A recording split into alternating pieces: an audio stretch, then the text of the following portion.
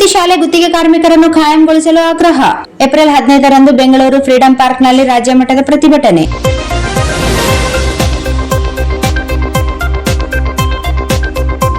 ಕ್ರೈಸ್ ವಸತಿ ಶಾಲೆಗಳಲ್ಲಿ ಸೇವೆ ಸಲ್ಲಿಸುತ್ತಿರುವ ಗುತ್ತಿಗೆ ಆಧಾರಿತ ಗ್ರೂಪ್ ಡಿ ಕಾರ್ಮಿಕರನ್ನು ಖಾಯಂಗೊಳಿಸುವಂತೆ ಆಗ್ರಹಿಸಿ ಏಪ್ರಿಲ್ 15ರಂದು ಬೆಂಗಳೂರಿನ ಫ್ರೀಡಂ ಪಾರ್ಕ್ನಲ್ಲಿ ರಾಜ್ಯ ಮಟ್ಟದ ಪ್ರತಿಭಟನೆ ನಡೆಸಲಾಗುವುದು ಎಂದು ಕರ್ನಾಟಕ ರಾಜ್ಯ ಕ್ರೈಸ್ ವಸತಿ ಶಾಲೆಗಳ ಹೊರಗುತ್ತಿಗೆ ಡಿ ಗ್ರೂಪ್ ನೌಕರರ ಸಂಘ ತಿಳಿಸಿದೆ.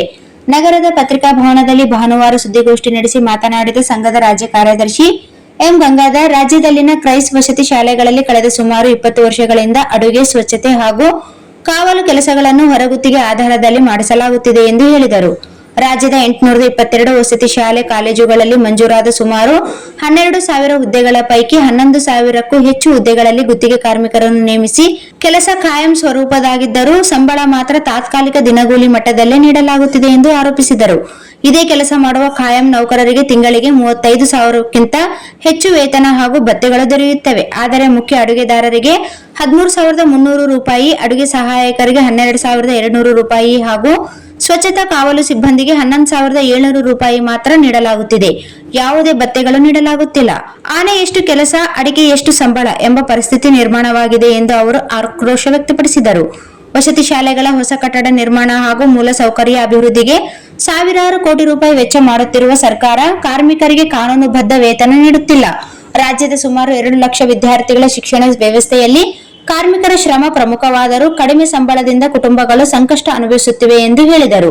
ಗುತ್ತಿಗೆ ಕಾರ್ಮಿಕ ರದ್ದತಿ ಮತ್ತು ನಿಯಂತ್ರಣ ಕಾಯ್ದೆ 1970 ಸೆಕ್ಷನ್ 10 ಹಾಗೂ ಸಂಬಂಧಿತ ನಿಯಮಗಳ ಪ್ರಕಾರ ಗುತ್ತಿಗೆ ಪದ್ಧತಿಯನ್ನು ರದ್ದು ಮಾಡಿ ಕಾರ್ಮಿಕರನ್ನು ಕಾಯಂಗೊಳಿಸುವ ಅಧಿಕಾರ ರಾಜ್ಯ ಸರ್ಕಾರಕ್ಕಿದೆ. ಸುಪ್ರೀಂ ಕೋರ್ಟ್ ಕೂಡ ಸಮಾನ ಕೆಲಸಕ್ಕೆ ಸಮಾನ ವೇತನ ನೀಡಬೇಕು ಎಂದು ಹಲವಾರು ತೀರ್ಪುಗಳಲ್ಲಿ ಹೇಳಿದೆ. ಆದರೂ ಸರ್ಕಾರ ಸ್ಪಂದಿಸದ ಹಿನ್ನೆಲೆಯಲ್ಲಿ ರಾಜ್ಯ ಮಟ್ಟದ ಪ್ರತಿಭಟನೆ ನಡೆಸಲು ನಿರ್ಧರಿಸಲಾಗಿದೆ ಎಂದು ತಿಳಿಸಿದರು. ಏಪ್ರಿಲ್ 15ರಂದು ಬೆಳಗ್ಗೆ 11 ಗಂಟೆಗೆ ಬೆಂಗಳೂರಿನ ಫ್ರೀಡಂ ಪಾರ್ಕ್ನಲ್ಲಿ ನಡೆಯುವ ಪ್ರತಿಭಟನೆಯಲ್ಲಿ ರಾಜ್ಯದ ಮೊರಾರ್ಜಿ ದೇಸಾಯಿ, ಕಿತ್ತೂರು ಚೆನ್ನಮ್ಮ, ಡಾಕ್ಟರ್ BR ಅಂಬೇಡ್ಕರ್, ಏಕಲವ್ಯ ಹಾಗೂ ಅಟಲ್ ಬಿಹಾರಿ ವಾಜಪೇಯಿ ವಸತಿ ಶಾಲೆ ಕಾಲೇಜುಗಳ ಅಡುಗೆ, ಸ್ವಚ್ಛತೆ ಹಾಗೂ ಕಾವಲು ಗುತ್ತಿಗೆ ಕಾರ್ಮಿಕರು ಭಾಗವಹಿಸುವಂತೆ ಅವರು ಮನವಿ ಮಾಡಿದರು. ಪ್ರಮುಖ ಬೇಡಿಕೆಗಳು: ರಾಜ್ಯದ ಎಲ್ಲಾ ಕ್ರೈಸ್ತ ವಸತಿ ಶಾಲೆಗಳ ಹೊರಗುತ್ತಿಗೆ ಕಾರ್ಮಿಕರನ್ನು ಖಾಯಂಗೊಳಿಸಬೇಕು. ಖಾಯಂಗೊಳಿಸುವ ತನಕ ಸಮಾನ ಕೆಲಸಕ್ಕೆ ಸಮಾನ ವೇತನವಂತೆ ತಿಂಗಳಿಗೆ 35,000 ರೂಪಾಯಿ ಪಾವತಿಸಬೇಕು. ಸಿಬ್ಬಂದಿ ಕೊರತೆ ನಿವಾರಿಸಿ ಹೆಚ್ಚುವರಿ ಕಾರ್ಮಿಕರನ್ನು ನೇಮಿಸಬೇಕು. ಕಾರ್ಮಿಕರ ಮಕ್ಕಳಿಗೆ ವಸತಿ ಶಾಲೆಗಳಲ್ಲಿ ಶಿಕ್ಷಣ ಕಲ್ಪಿಸುವ ವ್ಯವಸ್ಥೆ ಮಾಡಬೇಕು. ವಾರದ ರಜೆ, ರಾಷ್ಟ್ರೀಯ ಹಾಗೂ ವೈದ್ಯಕೀಯ ರಜೆಗಳನ್ನು ಜಾರಿಗೆ ತರಬೇಕು. ಕಡಿಮೆ ವೇತನ ಪಾವತಿಸಿದ ಅವಧಿಯ ಆರಿಯರ್ಸ್ ಹಣವನ್ನು ನೀಡಬೇಕು.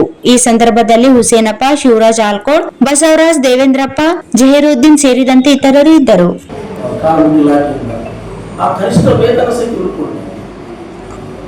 ರಾಜ್ಯದಲ್ಲಿ ಉಳಿಯುವ ಸಂಖ್ಯೆ 11ರಿಂದ 12,000. ಈ ವರ್ಷದಲ್ಲಿ ಅಂಬೇಡ್ಕರ್, ಏಕಲವ್ಯ, ಮೊರಾರ್ಜಿ, ಅಟಲ್ ಬಿಹಾರಿ ವಾಜಪೇಯಿ ಇತರೆಲ್ಲ ಹೆಸರೇ. ಅಂಬೇಡ್ಕರ್ ವಸತಿ ಶಾಲೆ,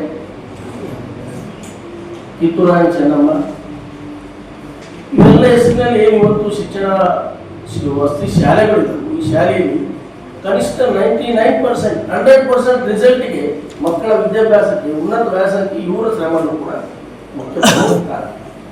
ಏನು ಆಯಾ ವಸತಿ ಶಾಲೆಗಳು ಸರ್ಕಾರದಲ್ಲಿ ಒಳ್ಳೆ ಸ್ಕೀಮ್, ಏನು ಒಳ್ಳೆಯ ಶಿಕ್ಷಣದಲ್ಲಿ ಒತ್ತು ಕೊಡಬೇಕಾಗುತ್ತೆ. ಆದರೆ ಮೂಲದಲ್ಲಿ ಅಡಿಗೆ ಬಡಿಸೋರು, ಸ್ವಚ್ಛತೆ ಮಾಡೋರು, ಕಾವಲು ಕಾಯೋರು, ರಾತ್ರಿ ಆಗಲು ವಸತಿ ಶಾಲೆ ಮಹಿಳೆಯರಿಗೂ ಇದೆ, ಪುರುಷರಿಗೂ ಇದೆ, ಬಾಲಕರಿಗೂ ಬಾಲಕಿಯರಿಗೂ. ಹಾಗಾಗಿ ಇವ್ರನ್ನ ಕಡೆಗಣಿಸಿದ್ರು ಸರ್ಕಾರ. ಏನಿವತ್ತು ಕಾಯಿ ಮಾಡಬೇಕಾಗಿ ಕಾಯಿ ಮಾಡಲಿಲ್ಲ, ಹಂಗೆ ಮುಂದುವರೆದು ಗುತ್ತಿಗೆ ಆಧಾರದಲ್ಲಿ ಮುಂದುವರಿಸಿದ್ದಾರೆ. ಈ ಸಮಾನದಲ್ಲಿ ಸಮಾನ ವೇತನ ಸಹಿತ ಇರ್ತಿಲ್ಲ. ಅಲ್ಲಿ ಕೆಲವು ಪರ್ಮನೆಂಟ್ ವರ್ಕರ್ಸ್ ಇದ್ದಾರೆ.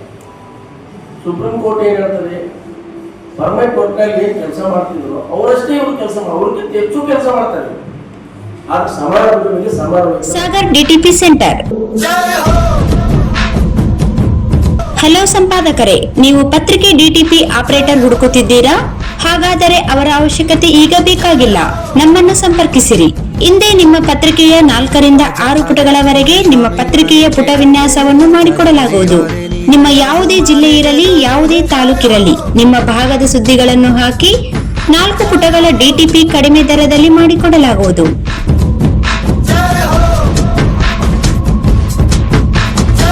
ಹಿಂದೆ ಸಂಪರ್ಕಿಸಿ. ಮೊಬೈಲ್ ಸಂಖ್ಯೆ 8431593151. ಮತ್ತು 9611114528 ಸಂಪರ್ಕಿಸಿ.